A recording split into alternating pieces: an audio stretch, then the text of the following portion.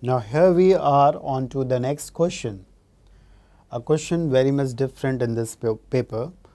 Now what is given here is fx, which is equal to x square, and a is a subset of real numbers, and g of a is defined in this way, where x belongs to R and fx belongs to A. Now S is having an interval of 0 to 4, then which of the following statement is not true? Now in this case we have to check each and every statement.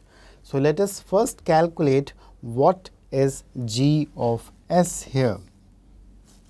So we have g of S here first. This is equal to x such that x belongs to R, and where f of x, now replacing A with S, f of x will belong to S. Now what is S? S is belonging to 0 to 4. Now fx is given as x square, that means x square will lie between 0 to 4, that means x will lie between minus 2 to 2. Now from here you can see g of S is this, that means x is lying between minus 2 to 2. So definitely you can see that g of S here is not equal to S. So you can have f of gs will also be not equal to f of s. Definitely you can see this is the correct one, that means this is not equal to this, but we have to find out which of the following statement is not true. Again, one more option you can look here, that is gs is lying between minus 2 to 2. So definitely what is f of gs? Now f of gs will definitely, that is equal to x square. So if gs is lying between minus 2 to 2, then f of gs will lie between 0 to 4, because that is equal to x square. So that is equal to s. So first statement is also true. So first and fourth both are true. Now we are going to check for second and third statement. So for that we need to calculate g of fs. So let us calculate g of fs here. Now for g of fs we have x belonging to R, where f of x will belong to f of s. Now in this case you can see x square will belong to s square. So x square will lie between 0 to 16. So from here we can see x will lie between minus 4 to 4. So this is giving you x lying between minus 4 to 4. So you can notice this is again not equal to g of s, because g of s was, we have calculated it, it is lying between minus 2 to 2. So definitely this option is incorrect one. So this is again true, but this option is incorrect one, that is g of fs is not equal to g of s. It is given this is equal. So we have second option as correct option. This is a problem from binomial based on a very easy concept again. The coefficient of x square and x cube both are 0 in the expansion of 1 plus ax plus bx square whole into 1 minus 3x raised to the power 15. The product of two terms, now one is containing power, another is definitely in quadratic. So we want to calculate the value of a and b. So let us see the concept first, the coefficient of x square. Now we are multiplying here 1 plus ax plus bx square with 1 minus 3x raised to the power 15. Now, let us say when we expand this, we have a naught constant term, a1 into x and a2 into x square and a3 into x cube and so on. Now, when you want to calculate the coefficient of x square, then you can see from here when 1 will get multiplied to a2, and what will be a2, that is the coefficient of x square in this expansion, it is 15c2 minus 3 raised to the power 2.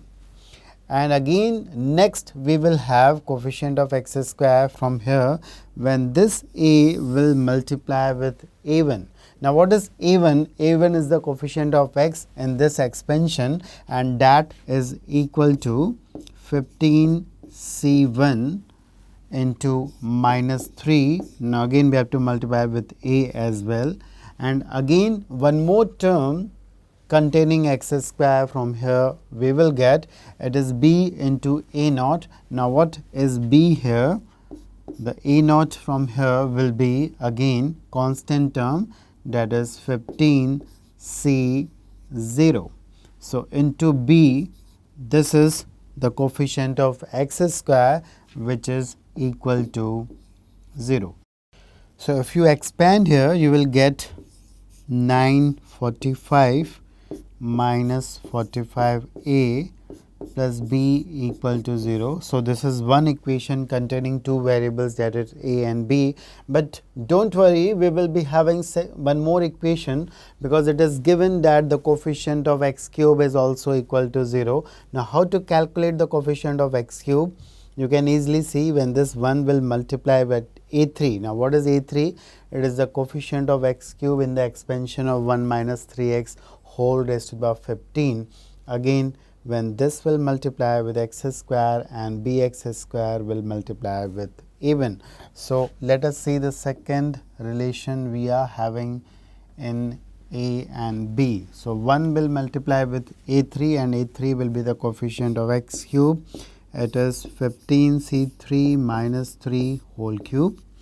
Again a will multiply with a2, that is a into 15c2 minus 3 whole square, and again bx square will multiply with a1 which is the coefficient of x. So, b into 15c1 into minus 3.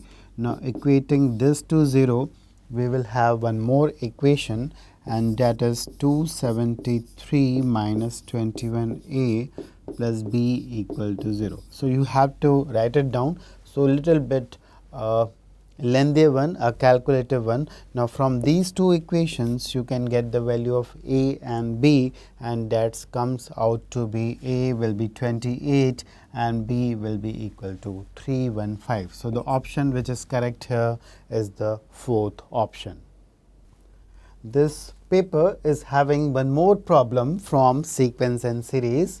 So, it is again related to calculating the general term and finding out the sum up to 10 terms.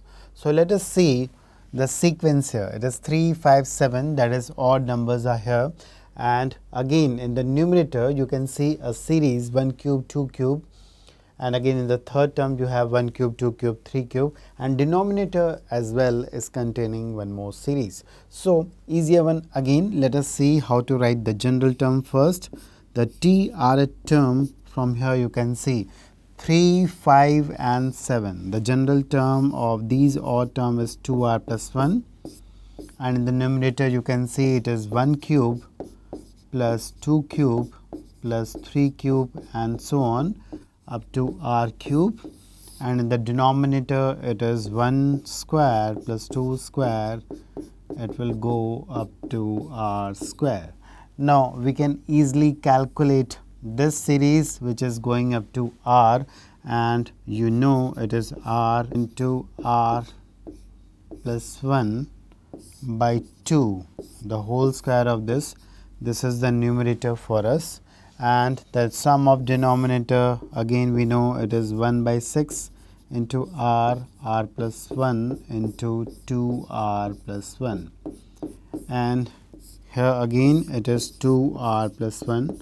So this is actually our general term. So if you decomplicate it, that is if we want to simplify it first, 2r plus 1 here is gone and r into r plus 1 again here is gone. So we have 6 by 4 into r plus 1 into one more r. So this is basically 3 by 2 r square plus r.